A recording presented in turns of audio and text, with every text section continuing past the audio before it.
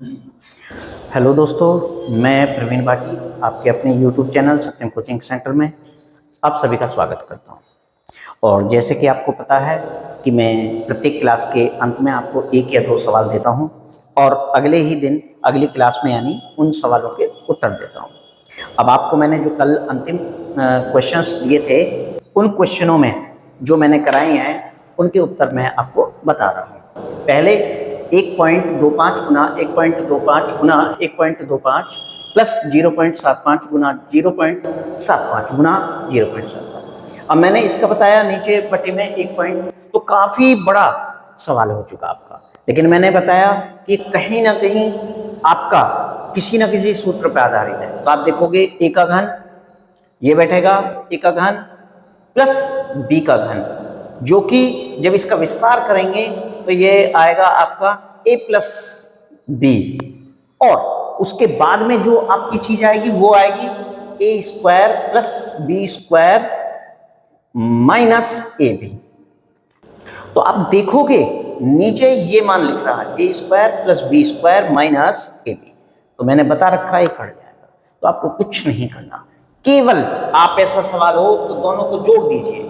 तो जब आप 1.25 में 0.75 जोड़ेंगे तो आपका उत्तर 2 होगा, जो कि उत्तर ए है। ठीक है, अगला सवाल है आपका जो मैंने दिया था x square minus y square. इस सवाल में मैंने आपको बताया है कि कैसे आपको इनके उत्तर देने हैं।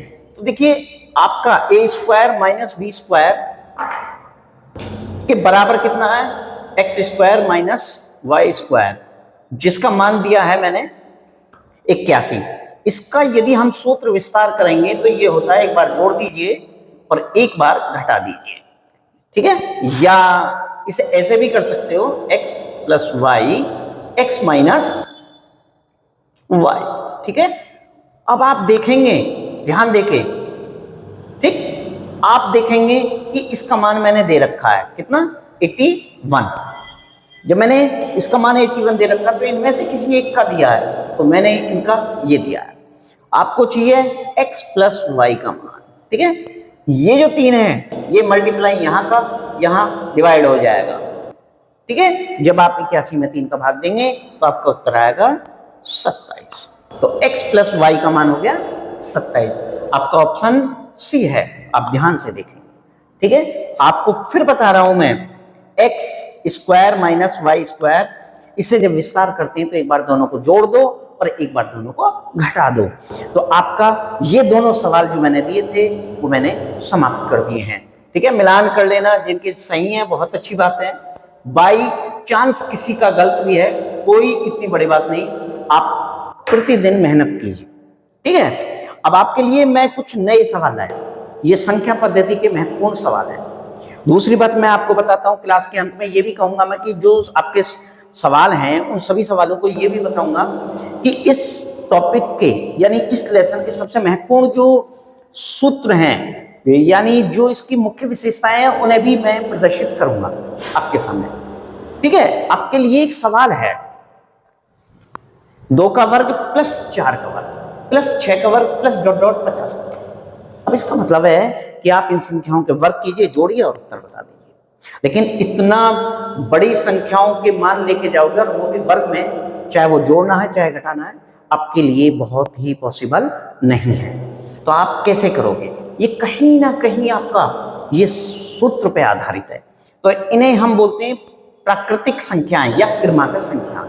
ठीक है, क्रमागत संख्याओं के वर्गों का योग, संख्याओं के वर्गों का योग। ठीक है, अब इस सूत्र विस्तार में आप देखोगे तो इसका सूत्र है n कोष्ट n प्लस 1, फिर दूसरा कोष्ट n प्लस यानी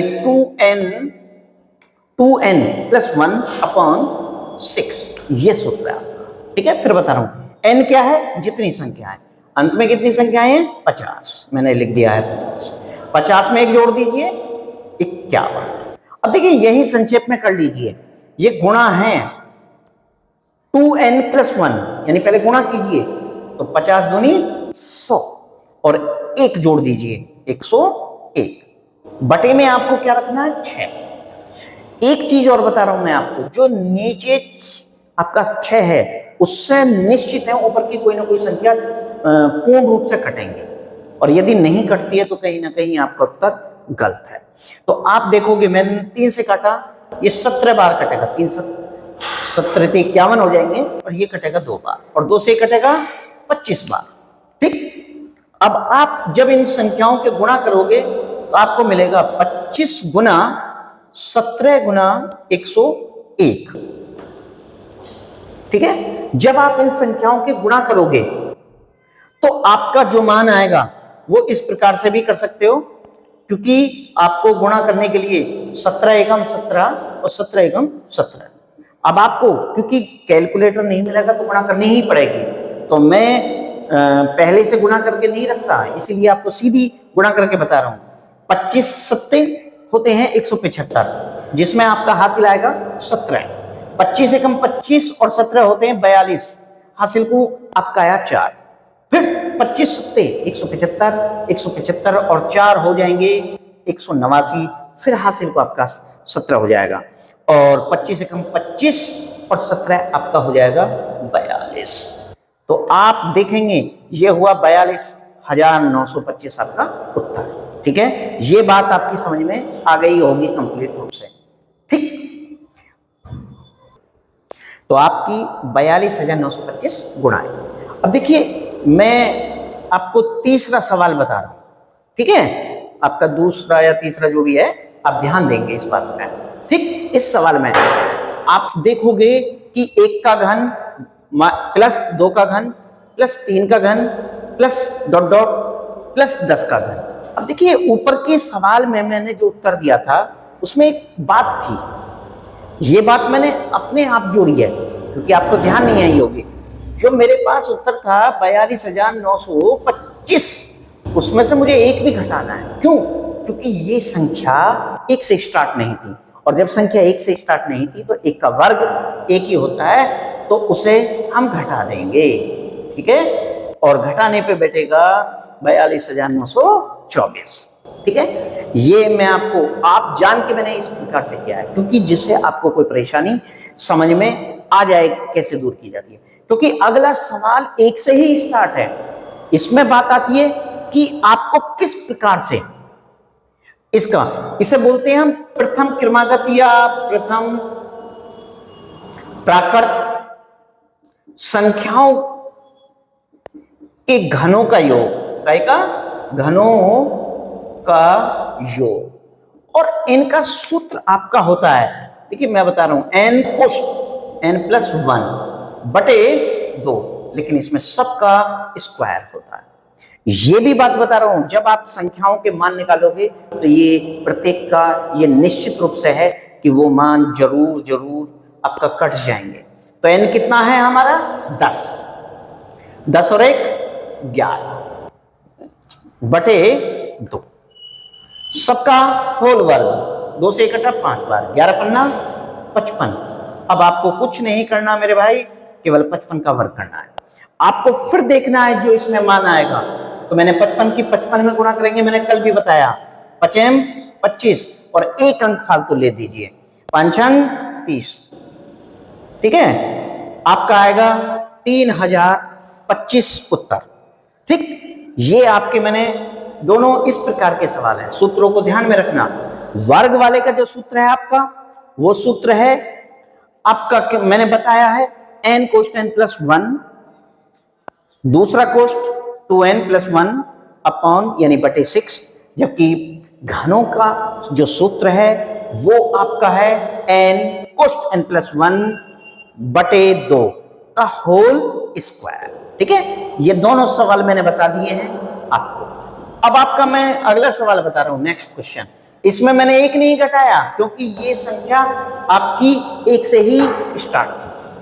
अब तीसरा सवाल है आपका, उसने कहा यदि a बराबर कितना है 11 और b बराबर कितना है 9, तो ये बात दिया। मैंने अभी कुछ समय पहले कल का सवाल जो करवाया था, a² plus b² plus ab, जबकि नीचे है a का घन माइनस b का घन।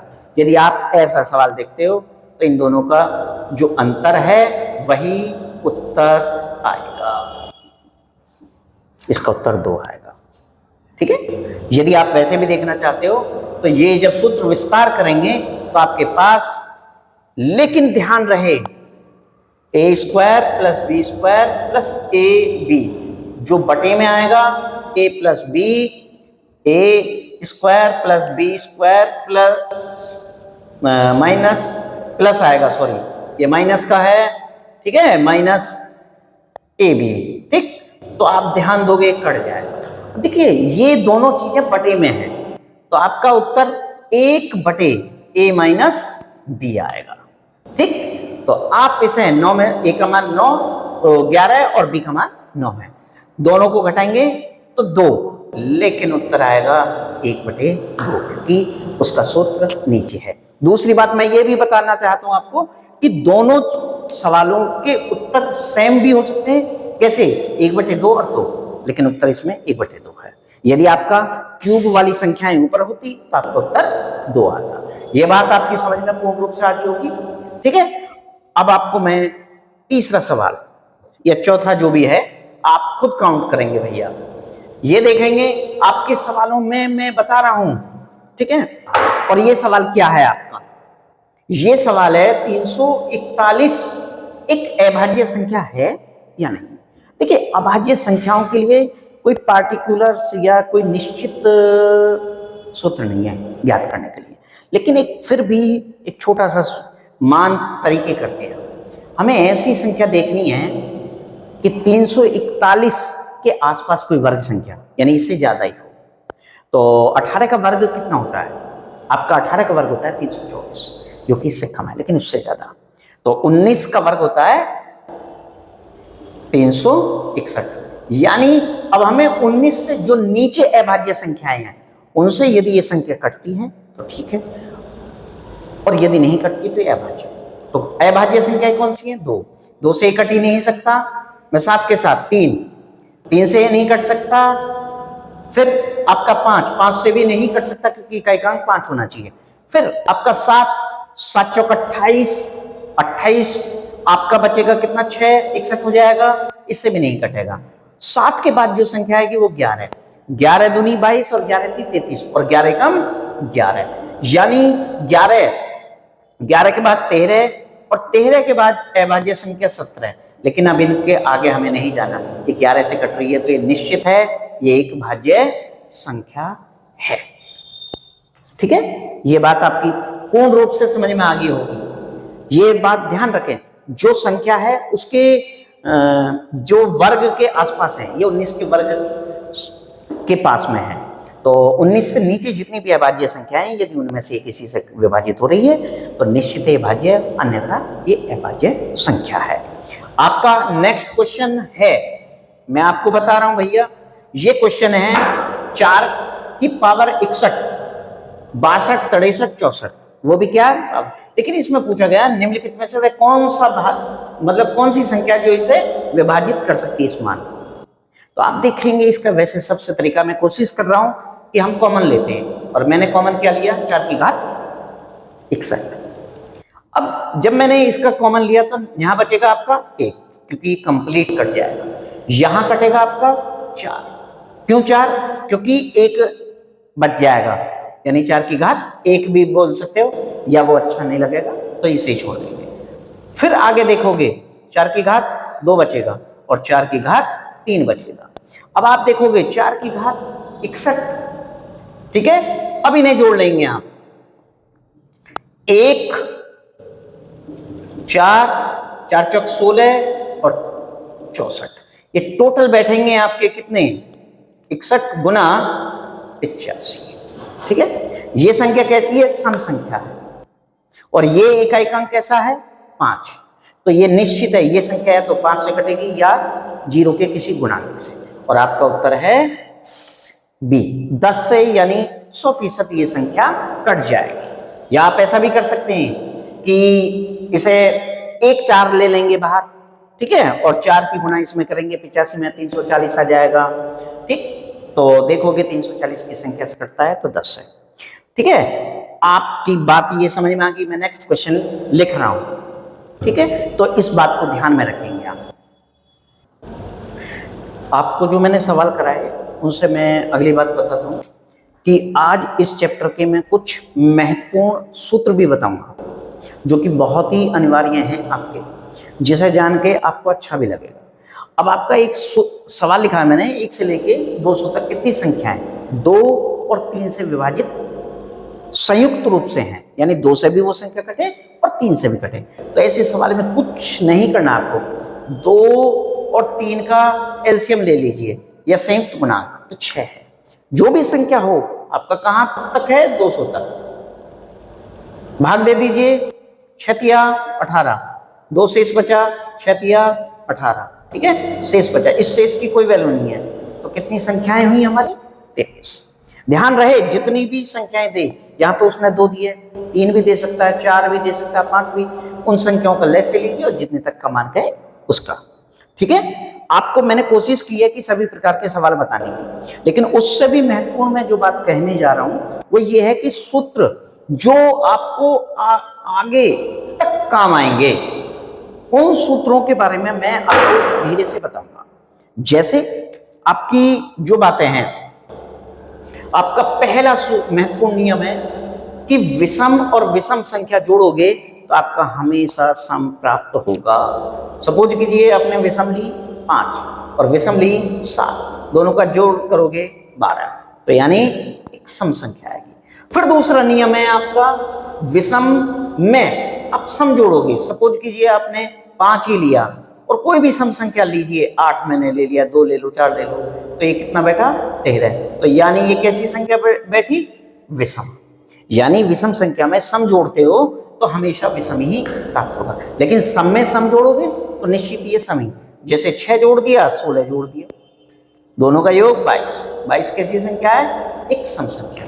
ये तो आपके जोड़ने के नियम है। मैं फिर बता रहा हूं, यदि विषम में विषम जोड़ते हो तो निश्चित है कि सम प्राप्त होगा। सम में विषम जोड़ो या विषम में सम जोड़ोगे तो विषम ही प्राप्त होगा, लेकिन सम में सम जोड़ोगे तो निश्चित है आपका एक सम संख्या प्राप्त होगी। ये तो है जोड़ने वाले नियम। और एक नियम है आपके गुणा वाले। जो गुणा वाले महत्वपूर्ण नियम है, उनकी क्या विशेषता है कि यदि विषम संख्या में विषम संख्या का गुणनफल करोगे, गुणा करोगे तो हमेशा गुणनफल आपका विषम ही प्राप्त होगा। देखिए बड़ी संख्या भी ले सकता था मैं, लेकिन मैं आप जान के छोटी संख्या जिन्हें आपको आसानी हो। जैसे 3 एक विषम संख्या है, 7 में 3 सत्ते 21, तो आपका गुणनफल कैसा आया, विषम। दूसरा, यदि विषम संख्या में सम संख्या की गुणा करते हो, सपोज कीजिए आपने 3 में 6 की गुणा की तो कितना आया, 18, यानी एक सम संख्या। मैं फिर बता रहा हूं, विषम संख्या में विषम की गुणा करोगे तो हमेशा आपको विषम प्राप्त होगा, लेकिन विषम संख्या में आप सम संख्या की गुणा करोगे तो सम, और सम संख्या में सम की गुणा करोगे तो निश्चित है आपका किसी भी प्रकार से एक सम ही संख्या प्राप्त होगी। ये 6 नियम बताए मैंने अभी, लेकिन वैसे 2 ही समझिए, एक जोड़ने वाले और एक गुणा वाले, ठीक है। ये बात आपको बहुत अच्छी तरीके से समझ में आ गई होगी। देखिए कोई संख्या का विभाजन, मैंने 9 और 11 की बात की है। कभी कभी कोई आपसे पूछेगा कि 2 से विभाजित होने वाली, बहुत आसान है, जो आपका अंतिम अंक हो, जो आपका अंतिम अंक हो वो निश्चित है। सपोज कीजिए आपने लिख दिया एक 1992, यानी सॉरी 192, ये संख्या 2 से विभाजित हो जाएगी क्योंकि इसका इकाई अंक हमेशा 2 से विभाजित होना चाहिए। फिर बात आती है 4। जब आप 4 की बात करोगे तो उसमें हम क्या करते हैं, इसमें तो हमारा इकाई अंक विभाजित होना चाहिए, क्या, इकाई, और इसमें हमारा इकाई और दहाई के अंक दोनों विभाजित होने चाहिए। जैसे आप इसमें करोगे 192, ठीक है, तो आप देखोगे ये दोनों क्या आपके 4 से विभाजित हो सकते हैं, तो आप देखोगे तो ये आपका 4 दूनी 8, 1 बचा 4 दिया 12, तो ये निश्चित है ये संख्या भी 4 से विभाजित हो जाएगी। अब बात आती है 18, यानी सॉरी 8। अब 8 से, तो 8 का ये नियम है कि पिछली 3 संख्याएं आपकी पूर्ण रूप से वो 8 से विभाजित होनी चाहिए। जैसे ये 192 है, ये तो आपका सीधी सीधी 3 ही अंकों की संख्या है।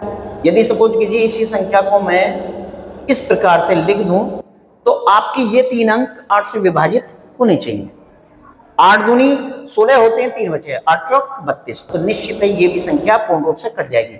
इस संख्या को बढ़ाने के बाद भी मैंने चेक नहीं किया, लेकिन फिर भी आपको बता दिए। तो ये कुछ विभाजित नियम हैं। आपको दूसरी बात मैं सीधी बता रहा हूं कि कुछ नियमों के तरीके हैं जो आपको सही रूप से और सही दिशा में ले जाएंगे आप। ठीक है, मैं चलते चलते कुछ बातें और बताऊंगा आपको कि जैसे आपसे कोई कहता है कि सम और विषम या माइनस प्लस की जो मान होते हैं उन्हें आप कैसे करते हो, तो आप ध्यान दोगे। यदि माइनस की संख्या है तो या प्लस प्लस हमेशा प्लस होते हैं, माइनस प्लस हमेशा माइनस होता है, प्लस माइनस हमेशा माइनस होता है, और माइनस माइनस हमेशा प्लस होता है। ये 4 नियम है आपके। ठीक है, अब आपके लिए मैं 2 क्वेश्चंस लिख रहा हूं जो आपको करके लाने घर से और कल क्लास में चेक करेंगे। ठीक है, पहला क्वेश्चन है आपका कि 1 से लेके 500 तक कितनी संख्याएं आपके पास संख्याएं 4, 6, 8 से संयुक्त गुणांक हो। कैसी? संयुक्त गुणांक हो, यानी वो संख्याएं कंप्लीट तीनों संख्याओं के मानों से कटनी चाहिए। और दूसरा सवाल मैं बोल रहा हूं आपके लिए भैया कि निम्न में से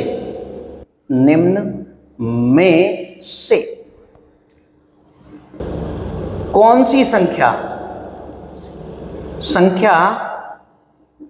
8 का गुणांक है? 8 का गुणांक है। तो इसके लिए मैं आपको ऑप्शन दूंगा। पहला ऑप्शन आपका मैं लिख रहा हूं भाई, ये